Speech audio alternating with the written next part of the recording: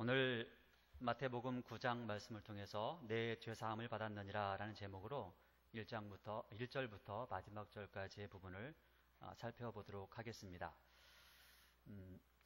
마태복음 9장은 7장까지 산상보훈을 마치고 나서 8장을 지나서 9장에 오게 됩니다. 7장까지는 산상보훈을 말씀하고 그 이후에 사람들이 이야기하기를 이 사람이 누구냐라고 이렇게 질문을 하죠. 네가 누구기에 이러한 일들을 하느냐라고 하고요. 그러면서 이 8장에서는 많은 기적의 이야기들이 나오고 있습니다. 그리고 그 기적 가운데 오늘 9장에서 아주 클라이막스를 맞이하는 부분을 보여주고 있습니다. 여러분들께서는 예수님을 어떤 분으로 인식하고 계십니까? 성경을 보면 구약 성경을 통해서 만날 수 있는 하나님은 성부 하나님입니다. 물론 그곳에서 성자 예수님과 성령 하나님의 일들도 볼 수가 있지만 대표적으로 우리가 볼 수 있는 특징적인 부분은 성부 하나님께서 어떠한 일들을 하시고 어떤 분이신가 이런 것들을 알 수가 있습니다. 우리가 볼 수 있는 지금 보고 있는 마태복음, 마가복음, 누가복음, 요한복음까지는 그러면 성자 예수님은 누구시냐라는 거죠. 물론 이 속에서도 성부 하나님과 성령 하나님의 일들도 나오고 있습니다.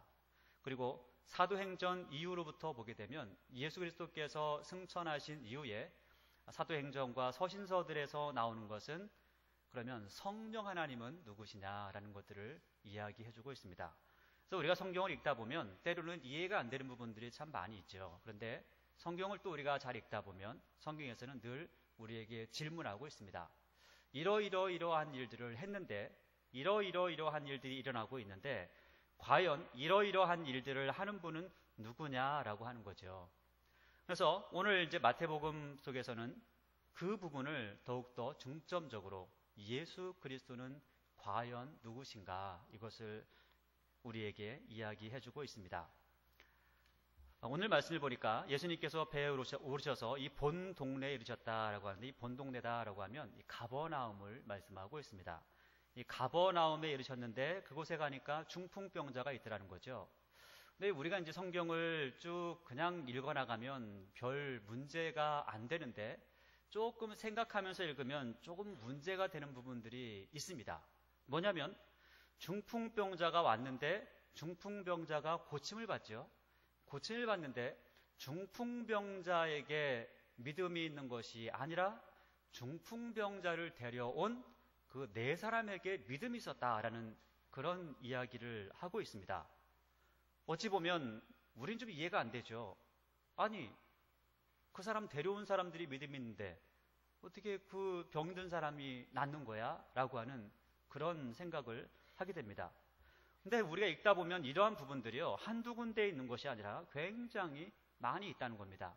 그저 우리는 그냥 어릴 때부터 믿어왔고 또 성년이 돼서 믿어와도 믿어야 되니까 라고 하면서 성경을 보다 보니까 그저 그렇게 흘러왔고 별 생각 없이 이렇게 읽어오지만 사실상 이렇게 걸리는 말씀들이 굉장히 많은 것들을 보게 됩니다. 물론 이건 뭐 걸리는 것도 아니죠. 그들의 믿음을 보고 예수님께서 고쳐주셨으니까 말입니다. 그러면 이 사건을 통해서 지금 마태는 우리에게 무엇을 이야기하고 싶은가라는 겁니다. 지금 이 사건이 일어나기 바로 전에 어떤 일들이 있었냐면 바다 위에서 사람들이 굉장히 고생하고 있는 그때에 예수님께서 그 성난 바다를 바라보면서 잠잠하라라고 하니까 바다가 잔잔하게 되었다는 거죠. 그 모습을 보면서 사람들이 하는 말이, 특별히 제자들이 하는 말이 이렇게 이야기합니다. 이 사람이 도대체 누구야? 라고 이렇게 질문한다는 거죠. 여러분, 우리도 그렇게 질문해야 되지 않을까요? 예수님이 도대체 누구야? 라고 하는 거죠. 도대체 이 사람이 누구길래 자연히 이 사람의 말 한마디에 순종하는가? 라는 거죠. 여러분, 예수님이 누구십니까? 그저 그냥 예수님은 하나님, 예수님은 하나님의 아들 이런 도식으로 나오는 것이 아니라 왜 하나님의 아들이 되는가 또 왜 하나님의 아들께서 이렇게 오셨는가라는 것들을 설명해 주는 그런 단계 속에 있다는 겁니다. 근데 오늘 이 말씀이, 오늘 9장 말씀을 보니까 이런 말씀하고 있습니다. 2절의 말씀을 보니까 마지막 부분인데, 우리 2절 말씀은 함께 읽어볼까요? 2절입니다. 시작. 침상에 누운 중풍병자를 사람들이 데리고 오거늘 예수께서 그들의 믿음을 보시고 중풍병자에게 이르시되 작은 자야 안심하라, 내 죄 사함을 받았느니라. 아멘. 근데 예수님께서 이 중풍병자를 바라보면서 하신 말씀이 다른 말씀이 아니라 내 죄 사함을 받았느니라 라는 말씀이라는 거예요. 여러분, 이 말은요, 누구도 할 수가 없습니다. 우리가 법원에 가게 되죠. 법원에 가서 법 집행되는 것을 보면, 우리가 뭐 TV를 통해서나 이런 것들을 보게 되면 판사나 검사나 이런 말을 하지는 않죠. 검사는 도대체 이 사람이 뭘 잘못했는지 이것들을 밝히고, 변호사는 그게 그럴 수밖에 없었다는 거, 아니면 그게 아니었다는 것을 밝히려고 노력을 하죠. 판사는 이것저것 다 듣고 나서 죄가 있는지 없는지 그것만을 판단하게 되어 있습니다. 뭐 판사가 봉을 들고 내 죄사함을 받았느니라 꽝꽝꽝 하는 경우도 없고요. 이렇게 할 수도 없다는 겁니다. 이런 권세를 가진 사람, 이러한 일을 할 수 있는 존재가 도대체 누구냐라는 거죠. 지금 이것을 질문하고 있다는 겁니다. 근데 이거 왜 이런 이야기를 하면서 이런 말씀드리냐면, 3절에 보니까 그 앞에 어떤 사람이 있었습니다. 서기관이라는 사람이 있죠. 굉장한 지식을 가지고 있는 이 사람이 이 말을 딱 듣더니 속으로 바로 생각을 합니다. 도대체 이 사람이 누군데 신성을 모독하는구나. 그러니까 하나님의 이름을 더럽히고 있다는 거예요. 왜냐하면 이 말은 하나님 외에는 그 누구도 할 수 없는 말인데, 지금 이 사람이, 어린 사람이, 젊은 사람이, 이 목수가 내 죄사함을 받았느니라 라고 이렇게 이야기하니까 이 사람이 신성을 모독한도다 라고 이렇게 이야기한다는 겁니다. 지금 우리 이방인들은 내 죄사함을 받았건 뭐했건 뭐 무슨 상관이냐라고 할 수 있지만, 유대인들에게 있어서 이 이야기는요, 굉장한 이야기라는 거죠. 왜냐하면 유대인에게는 가장 먼저 그들이 유일신관을 가지고 이러한 일들을 한 거 아니겠습니까? 하나님께서 세상을 창조하시고 하나님께서 사람을 구원하시고 하나님께서 죄를 사하시고 천국으로 이끄시는데, 그 하나님이 아닌 어떤 사람이 갑자기 내 죄사함을 받았느니라 라고 하니까 이게 참 말이 안 되는 거죠. 그래서 우리가 여기서 한 가지를 좀 추론해서 좀 생각을 해본다면, 여러분, 우리는 뭔가 많은 것들을 안다고 생각하지만, 사실 석인관도 굉장히 많은 것들을 알거든요. 많은 것들을 안다고 생각하지만 다 알지 못하고 있습니다. 많은 것들을 경험했다고 생각하지만 다 경험하지는 못한다는 거죠. 우리가 최소한 하나님 앞에 온다면 하나님 앞에서는 잘난 체 할 것도 아는 체 할 것도 없다라는 것들을 먼저 생각하면서 말씀을 받는 것이 좋을 것 같습니다. 서기관이 알긴 아는데 어설프게 알고 있죠. 정말 하나님을 앞에 두고 하나님이 하나님인 줄을 알지 못하는 이 사람, 하나님을 눈으로 보고 있으면서도 그분이 누구신지 알아보지 못하는 이 서기관의 모습, 이러한 모습이 지금 이때만이 아니라 지금도 많이 있는 것을 발견하게 된다는 겁니다. 그런데 이렇게 생각하는 것을 아시고 예수님께서 뭐라고 하시냐면 악한 생각이라는 겁니다. 예수 그리스도, 그분을 하나님이라고 인정하지 않는다는 것, 그분께서 하나님께서 하시는 일을 하시는 그 일을 잘못됐다라고 하는 그 생각 자체를 악한 생각이다라고 이렇게 말씀하시면서 재밌는 이야기를 하세요. 5절을 보니까 내 죄 사함을 받았느니라 하는 말과 일어나 걸어가라 하는 말 중에 어떤 것이 쉽겠느냐라고 질문을 하시죠. 여러분, 이 두 가지가 있습니다. 어떤 게 쉬우세요? 죄 사함을 받았느니라? 일어나 걸어가라? 뭐가 쉽죠? 여러분, 어떤 것도 쉽지 않습니다. 뭐가 더 쉽겠냐라고 이렇게 이야기하지만 사실은 또 이렇게 질문을 바꿔도 돼요. 뭐가 더 어렵겠냐라고 이렇게. 그렇죠? 다 쉬울 수도 있지만 어려울 수도 있다는 거죠. 근데 사실은 우리 사람들에게는 이러한 일이 불가능하다는 겁니다. 근데 이 불가능한 이 두 가지 전제를 던져 놓고 예수님께서 하시는 말씀이 있습니다. 6절 말씀입니다. 아주 중요하죠. 그러나 인자가 세상에서 죄를 사하는 권능이 있는 줄을 너희로 알게 하려 하노라 라는 거예요. 죄를 사하는 권세를 가지고 있다라는 겁니다. 인자는 사람의 아들 아니에요? 사람의 아들인데, 사람인데 죄를 사하는 권세가 있다라는 겁니다.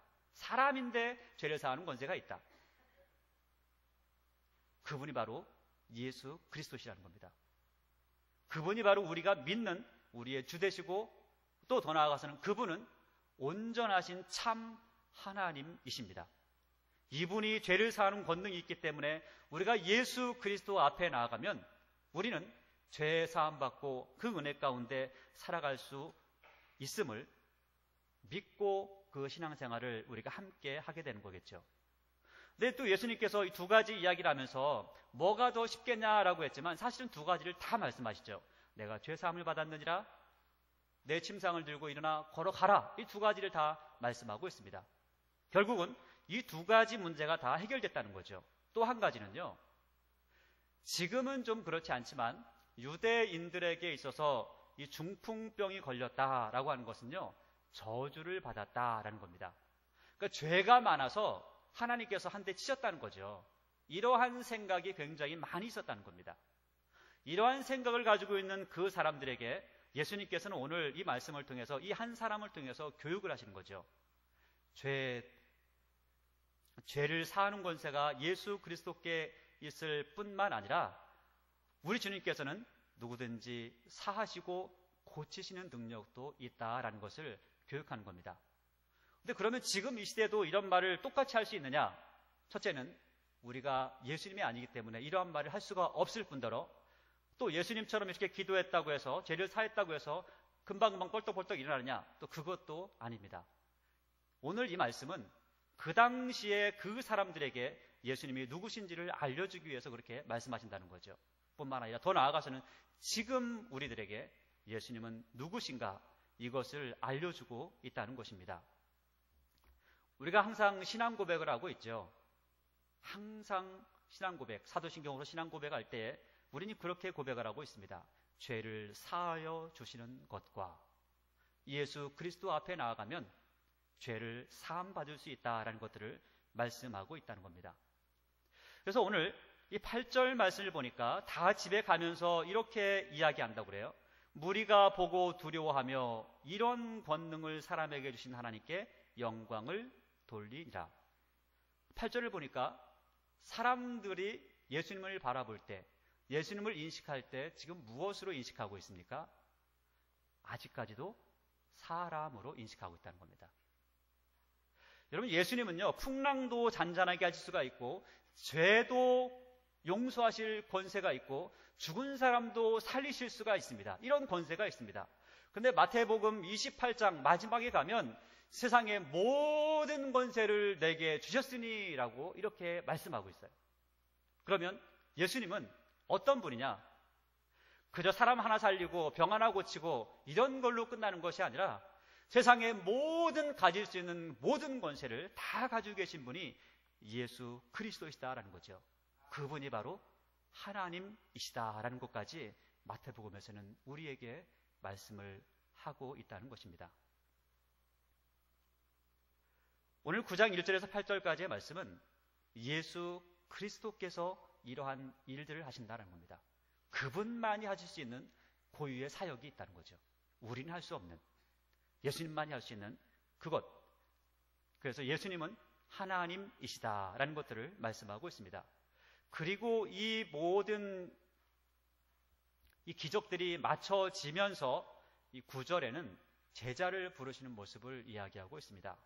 이 마태를 부르고 그 다음에 또 다른 사람을 고쳐주는 그러한 일들을 하고 있는데, 오늘 이 9절 말씀부터 이렇게 보게 되면 참 재밌는 이야기들이 많이 나오는 것을 보게 됩니다. 이 마태라고 하는 사람을 만났는데, 마태라는 사람을 부르실 때 예수님께서는요, 많은 말씀을 하지 않으세요. 설득하려고도 하지 않으세요. 이렇게 저렇게 설명하려고도 하지 않으세요. 그냥 한마디로 나를 따르라. 이 한마디에 마태가 따랐다는 거죠.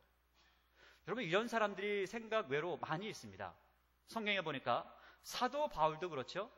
나를 따르라 하니까 따르는 거죠. 주여, 니시오니까. 이 말 한마디 하더니 그냥 평생에 예수 그리스도를 증거하는 증거자로 선 거 아니겠습니까?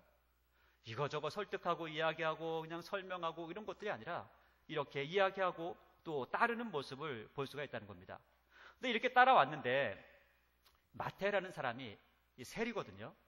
이 세리가 예수님을 초청하는 겁니다. 이 초청을 했는데 이 재밌는 표현이 나와요. 10절 말씀에 보니까 마태의 집에 앉아 음식을 잡수실 때 많은 세리와, 그러니까 동료들이 왔다는 거죠. 많은 세리와 죄인들이 와서 예수와 그의 제자들 앞에 제자들과 함께 앉았더니, 그러니까 사람들이 얘기하죠. 야, 너는 세리하고 죄인들과 함께 먹냐? 또 그럴 수 있냐? 라고 이렇게 이야기하는 거죠. 그러니까 이 말을 하는데, 그러면 여러분 세리라는 것은 알겠는데 죄인들은 뭡니까? 죄인들은, 세리는 그냥 뭐 세금 걷는 사람인가 보다라고 하는데 죄인들은 뭘까요? 여러분, 이 당시에는요 로마의 압제에 있었던 시대였습니다. 이 세금이라는 것도요 지금처럼 뭐 세무서에서 이렇게 걷는 게 아니라 입찰을 합니다. 딱 해가지고 야, 입찰 올려봐 해가지고 어떤 사람이 이 사람은 100만 원을 로마에 내겠다, 이 사람은 1000만 원을 내겠다 그러면 1000만 원을 내겠다고 하는 사람에게 입찰을 주는 거예요. 그 다음에 그 사람이 1000만 원만 내면 되는 겁니다. 그 대신에 이 사람은 1억을 걷던 10억을 걷던 상관이 없어요. 마음대로 걷어도 되는 거죠. 그러면 여러분, 가서 돈 달라고 하면 돈을 줍니까? 안 주죠. 그러면 돈을 받아내야 되겠죠. 뭐 어떻게 받아내죠? 여기에 칼자국 쭉 있고 점점점점점 해가지고, 그죠? 뒤에다 칼 하나 차고 주먹은 이따 넣고 이런 사람들을 데리고 다녀야 돈이 좀 나올 거 아닙니까? 때로는 집에 들어가지고 들어눕기도 하고 뭐 술도 마시고 그냥 아주 난리를 쳐놓고 살림도 때려부시고, 그래야 이제 또 돈이 나오거든요. 그러니까 이러한 악한 사람들과 함께 다니는 존재가 이 세리였다는 겁니다. 그래서 이 사람들을 죄인들과 함께 한다라고 이렇게 이야기하죠. 그러니까 이런 사람들하고 예수님하고 함께 식사를 하고 있었다는 거예요. 그런데 이렇게 하고 있으니까 그 다른 서기관이나 바리새인들이 와가지고 막 뭐라고 하는 거죠. 야, 세상에 저런 천하의 더러운 사람들하고 밥을 먹나라고 이렇게 이야기를 하는 겁니다. 이 말을 딱 들을 때 마음이 가장 불편하고 안절부절했던 사람이 누굴까요? 제자들이었을까요? 예수님이었을까요? 아니면 마태였을까요? 아마도 마태가 아니었을까요?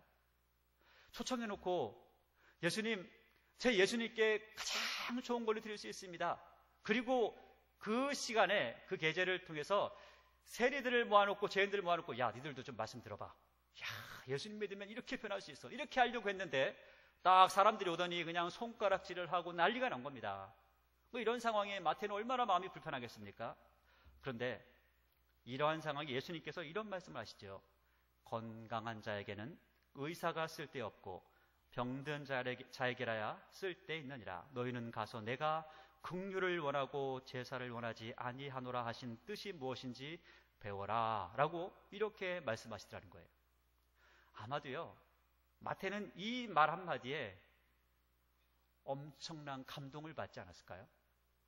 우리는 그냥 이런 말을 하셨구나 라고 끝날 수 있지만 아마 마태는 이 말 한마디가 그 심장 깊숙이 탁 박혔을 겁니다.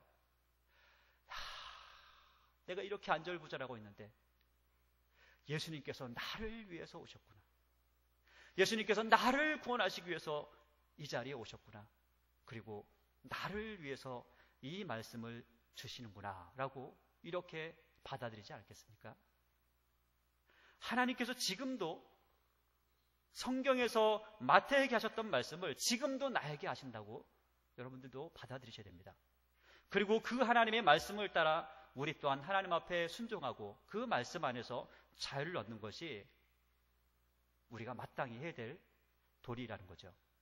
그런데 놀라운 것은요, 오늘 예수님께서 아주 자존심 상하는 이야기를 합니다. 뭐냐면 여러분, 예수님은요, 겨우 이제 갓 30살 넘었습니다. 사람으로 따진다면 30살 좀 넘은 그 나이예요. 그 나이인데 지금 앞에 있는 서기관이나 바리새인, 서기관이 되려면 최소한 40은 넘어야 되거든요. 최소한 40은 넘어야 되고 그 이후에 그 옆에 많은 사람들이 있을 텐데 이 사람들이 젊은 사람들은 아니란 말이에요. 젊은 사람들이 아닌데 뭐라고 하냐면, 야, 너네들 말이야, 배워라, 배워. 좀 배워봐라. 하나님의 말씀이 무엇인지, 하나님께서 무슨 뜻으로 그렇게 말씀하셨는지 좀 배워라. 이렇게 말씀하셨어요. 그렇다면 그 앞에 있는 사람들이 자존심이 상할까요? 안 상할까요? 매우 상하겠죠. 여러분들은 뭐 예수님이 하나님이시니까 배워라 그러면 아멘 그러고 받아들이겠지만, 이 당시에 이 사람들이야 예수님이 하나님입니까? 어떤 청년이, 못생긴 청년이 빼짝 말라가지고, 이런 청년이 와가지고 니들 좀 배워 이렇게 한다면 얼마나 자존심 상하겠습니까? 근데 예수님께서는 그들에게 이렇게 말씀하신다는 거예요. 그들은 많이 안다고 생각을 하거든요. 근데 그들에게 좀 배워라. 배워. 왜 이렇게 배우지 않냐라고 이렇게 말씀한다는 거죠. 그래서 오늘 마태를 부르시지만, 마태를 부르신 예수님께서 가장 큰 위로를 주고 계신다는 거죠. 지금 또한 예수님께서 우리를 부르시고 우리를 위로하신다는 것, 이것 또한 생각해 봐야 될 문제이기도 합니다. 그래서 14절부터 17절까지는 금식에 대한 논증입니다. 바리새인도 금식하고 세례 요한의 제자들도 금식한다라는 거죠. 그런데 예수님의 제자들은 금식을 해요, 안 해요? 안 하죠. 그거 왜 안 하냐는 겁니다. 왜 안 하냐? 아니, 금식을 해야지 라고 이렇게 율법을 가지고, 이것은요, 하나님께서 율법을 정해서 너희 금식해라 라고 한 게 아닙니다. 그들이 날짜를 정했어요. 그리고 그들이 일자를 정했습니다. 그래서 예루살렘이 멸망했으니까 우리가 금식을 하자. 이스마엘이 칼에 찔려 죽었으니까 우리가 금식을 하자. 뭐 이런 식으로 법을 정한 거죠. 그래서 이게 뭐 7월의 금식, 8월의 금식, 12월의 금식 뭐 이런 식으로 정해가지고 금식을 한다는 거예요. 근데 그런 금식이 옛날부터 역사적으로 정해졌으니까 우리도 그렇게 금식한다라는 겁니다. 근데 예수님께서 오셔가지고는 금식하지 않으셨어요. 그러니까 사람들이 이야기하기를 어떻게 이럴 수 있냐? 금식을 해야지. 우리가 지금까지 그렇게 해왔는데 당연히 그렇게 해왔으니까 너도 그렇게 해야지 라고 이렇게 말씀하실 때 예수님께서는 한 가지 비유를 들어서 말씀하십니다. 15절에 보니까 혼인집 손님들이 신랑과 함께 있을 동안에 슬퍼할 수 있느냐라는 거죠. 여러분, 이 금식이라는 게요, 그 당시에 금식 기간이어도 한 가지 예외가 있습니다. 이게 뭐냐면, 결혼식 집에 가면 금식하던 사람도 먹을 수가 있습니다. 이게 이제 그 당시에 풍습이었거든요. 먹을 수 없는 그런 때에 결혼식장에 가면 먹을 수가 있어요. 그러니까 지금 아무것도 못 먹고 있는, 그래서 쫄쫄 굶고 있는 그 사람들에게 이야기하기를, 야, 지금 혼인집이, 여기가 지금 혼인집이야. 혼인잔치 벌어진 거야. 그래서 신랑이 있기 때문에 지금 금식 안 해도 돼. 그러나 그 신랑이 어느 날 갑자기 사라질 때가 있지. 그때는 금식해야지. 그때는 금식해야 된다. 그러니까 우리가 시를 보고 때를 보면서, 이게 금식할 때구나, 이게 울 때구나, 이게 웃을 때구나, 이게 찬양을 할 때구나, 지금이 기도할 때구나, 지금이 예배드릴 때구나, 지금이 하나님의 이름을 높이고 하나님 바라볼 때구나, 지금은 열심히 일을 해야 될 때구나, 이런 때들을 분별할 줄 알아야 된다는 거죠. 그래서 예수님께서는 지금까지 가지고 있던 모든 통념들, 그 모든 전통들에 대해서 잘못된 것들을 깨고 계신다는 겁니다. 혹시라도 우리 안에도 예수님께서 그렇게 하시는 것처럼 똑같이 우리 안에 잘못된 생각, 잘못된 지식, 잘못된 전통, 잘못된 것들을 가지고 있다면, 하나님의 말씀에 비추어서 잘못되었다면 우리는 과감하게 깨트려야 될 필요가 있다는 거죠. 오히려 하나님께서 원하시는 그 일들을 만들어 갈 때에 그것이 훨씬 더 맞다는 겁니다. 그래서 새 포도주는 새 부대에 담아야 된다라는 겁니다. 예수 그리스도의 복음을요, 바리새인들은 받아들이지 못했습니다. 예수 그리스도의 복음을 대제사장도 서기관들도 받아들이지 못했습니다. 오히려 예수님께서 말씀하시죠. 죄인들이 먼저 받았습니다. 그리고 그 말씀 앞에 엎드리고 마리아는 자기가 평생에 가장 소중한 그 향유 옥합을 깨트려서 예수님의 머리에 바르고 예수님의 발을 씻겨드리는 모습을 보게 됩니다. 그들이 진리를 발견했기 때문에 그렇습니다. 진리를 발견하고 나면 아까운 게 없죠. 진리를 발견하고 나면, 참을 발견하게 되면 그동안 가지고 있었던 아무리 많은 것들, 이것도 다 포기할 수 있는 그런 용기가 생겨나게 된다는 겁니다. 그래서 새 포도주는 낡은 가죽 부대에 넣는 것이 아니라 새 포도주 부대에 담아야 된다라는 것들을 말씀하고 있습니다. 그러니까 예수님께서 말씀하신 그 진리, 예수님께서 말씀하신 것들을 담아야 될 새로운 부대가 필요하다는 거죠. 그런데 사실은 예수님께서 말씀하신 것은요, 새로운 게 없습니다. 새로운 것은 6가지가 있어요. 그 6가지가 6대 반제라는 거죠. 살인하지 말라 하였으나, 간음하지 말라 하였으나, 이런 말씀들이 있죠. 이런 것들, 살인하지 말라 하였으나 네 마음에 미워하는 마음이 있으면 살인하는 것이다. 이런 것들을 추가해서 말씀하신 것 외에는요, 다른 것들을 말씀하신 게 없어요. 다 율법에 나오는 그 정확한 핵심을 들어서 사람들에게 이야기하고 있다는 거죠. 그런데 바리새인들이 그것을 다르게 만들었다는 겁니다. 지금 우리도 성경을 알지 못하면 우리는 진리를 하나님께서 말씀하신 것과는 전혀 다른 쪽으로 해석하고 또 생각하며 나갈 수 있다는 것을 알아야 됩니다. 그러기에 우리는 말씀을 보면서 과연 하나님께서 이 말씀을 통해서 우리에게 무엇을 원하시는가 정확하게 볼 수 있는 눈이 필요하겠죠.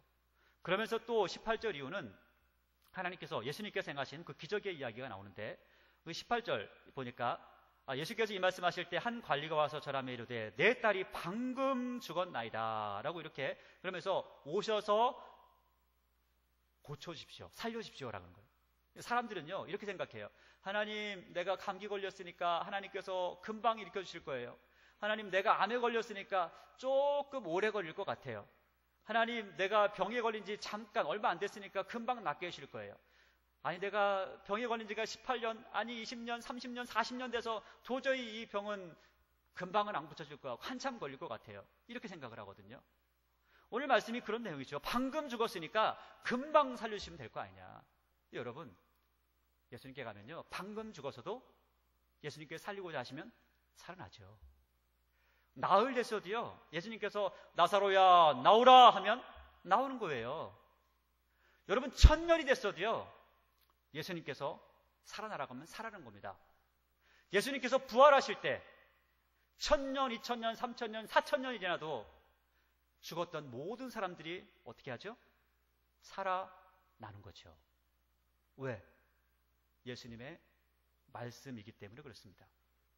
사람들의 선입관이 이렇다는 거죠. 방금 죽었으니까 금방 살릴 거다. 쉬운 병이니까 금방 낫게 할 거다. 어려우니까 힘들 거다. 아니요. 하나님께는 모든 것이 다 가능합니다. 그분이 바로 예수 그리스도시라는 거죠. 어떤 사람은 진흙을 이겨가지고 눈에 발라가지고 일으키기도 하고, 어떤 사람은 지금 오늘 말씀처럼 옷자락을 잡기만 해도 낫기도 하고, 어떤 사람은 믿나이다 하면은 그래 내 믿음대로 되리라 해가지고 낫기도 하고, 이러한 믿음의 역사가 아주 다양하게 성경에서는 우리에게 나타나고 있음을 보여주고 있다는 겁니다. 물론 그가 지금 겉옷가를 만질 수밖에 없는 그 사연이 있어요. 혈루증이라는 병 때문에 그렇죠. 이 혈루증이라는 것은 부끄러운 병입니다. 혈우증 이런 게 아니죠. 혈우증이 아니라 혈루증. 그러니까 이거를 하나의 유출병이라고 이렇게 이야기하는데, 이게 여자들에게 별 좋지 않은 병. 그래서 계속해서 피나 고름이 새는 그런 병입니다.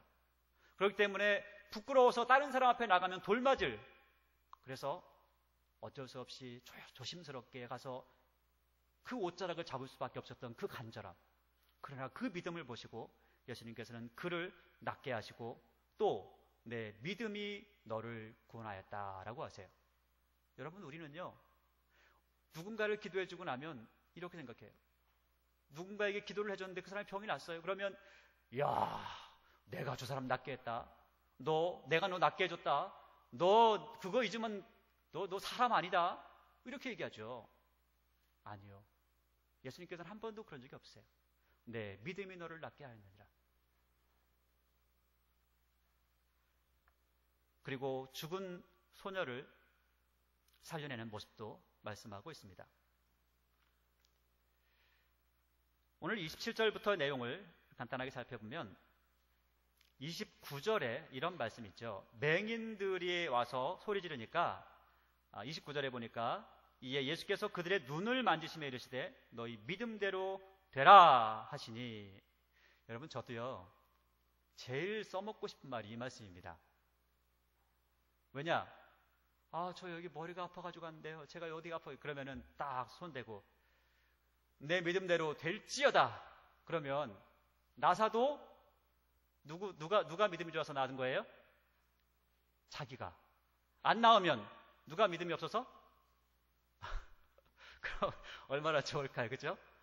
오늘 예수님께서 그렇게 하신다는 거예요. 내 믿음대로 될지어다. 내 믿음대로 되라. 그 실제로 나았죠? 무슨 말입니까? 그 안에 믿음이 있었다는 거죠. 그럼 믿음이 있으면요, 누가 가가지고 그냥 잡고 기도를 하지 않아도 내 안에 믿음이 있으면 하나님께서 낫게 하신다는 겁니다. 그게 엉뚱한 믿음이 아니라면, 잘못된 믿음이 아니라면.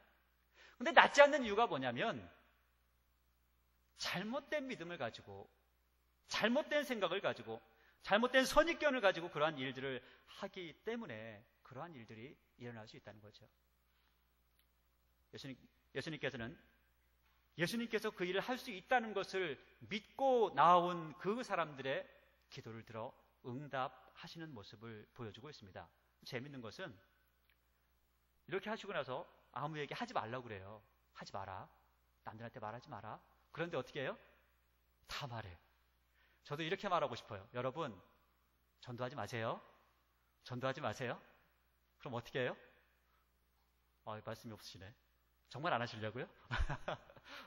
여러분, 예수님께서는요, 고쳐지고 나서도 말하지 마라 했는데 다 알려줘요. 왜 그럴까요? 기쁜 소식이기 때문에. 여러분 속에 예수님의 말씀이, 예수님이 어떠한 분입니까? 그분이 복음 아닙니까? 그분이 능력 아닙니까? 그분이 하나님 아닙니까?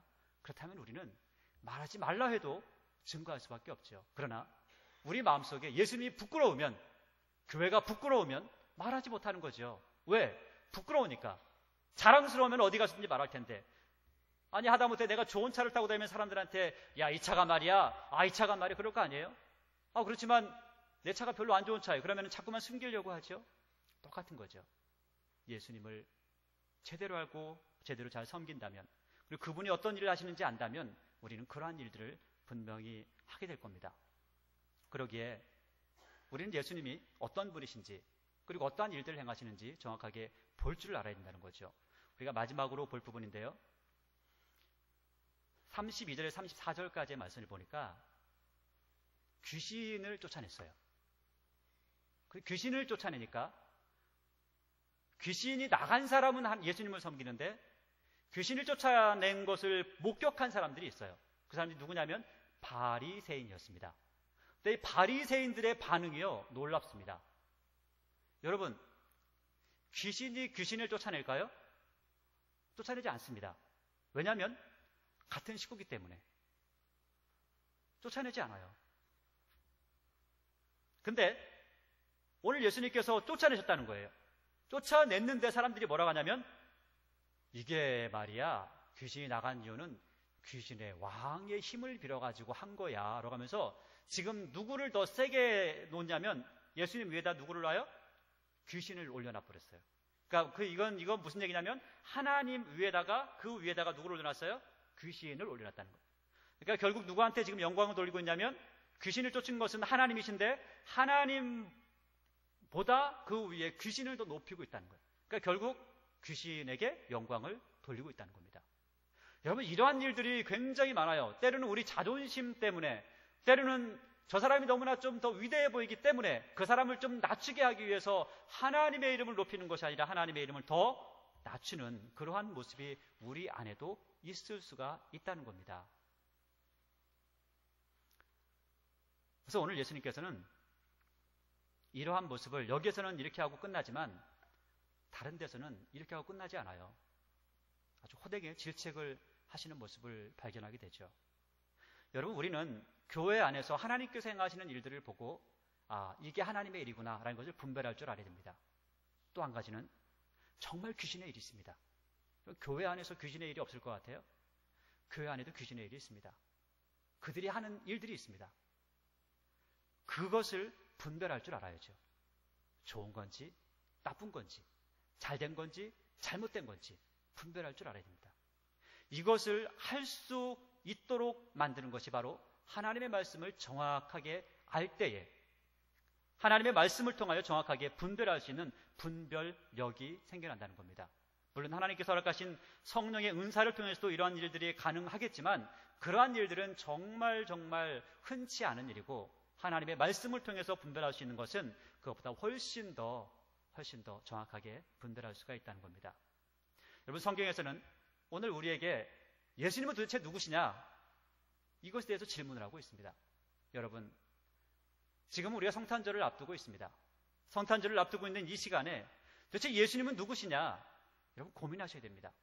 그저 그냥 내 죄를 사하셨다고 하니까, 하나님이라고 하니까, 누가 이렇게 말하니까 이것으로 끝나면 안 돼요.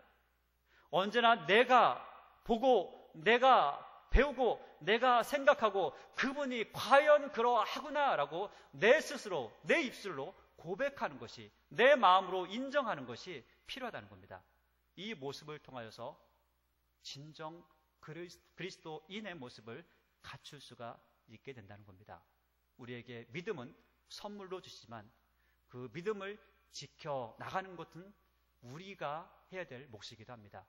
여러분들의 삶 가운데 이러한 모습이 되길 원하고, 또 오늘 35지역 연합예배로 드립니다. 언제나 35지역이 예수 그리스도를 바로 알기에 우리 하나님 앞에 온전한 예배와 찬양을 올려드리고, 또 언제나 더욱더 부흥하고 하나님의 은혜가 더욱더 가득 찬 지역이 되기를 원합니다. 더불어서 더 나아가 우리 제3교회가 예수 그리스도께서 무엇을 말씀하셨는지, 무엇을 원하시는지 이것을 깨닫고 하나님의 말씀을 따라 살아가기에 하나님 앞에 갔을 때 참으로 칭찬받는 그리스도인의 모습으로 하나님의 자녀로 굳건하게 세워지기를 원합니다. 기도하겠습니다.